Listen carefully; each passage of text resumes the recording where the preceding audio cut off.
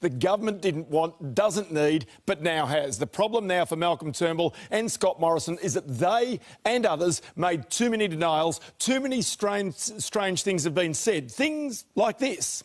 I would be staggered if the coalition proposed a banking royal commission. That is rank socialism. Rank socialism. Now, don't be surprised if that one doesn't get wheeled out a few times between now and the next election. There's also this, repeated and repeated over months and months. Remember, this was just Tuesday this week.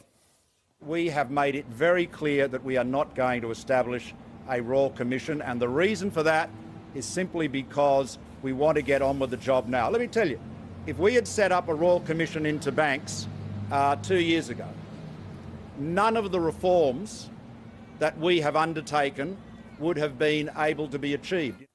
Am I silly? Why have we got a royal commission?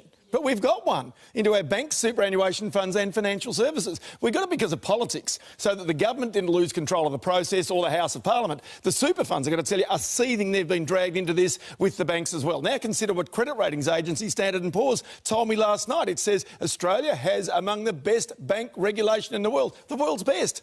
So what are we inquiring into?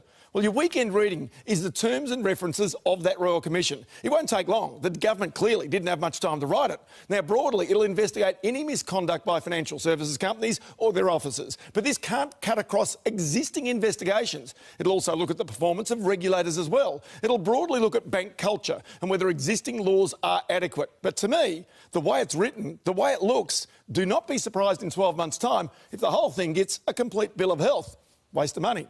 A massive night on Wall Street overnight. The Dow Jones up 310 points, $1.75.6 US cents. Tim, Deb? On the money, we'll be speaking with the Treasurer, Scott Morrison, shortly for more detail on that as well. Good on you, Ross.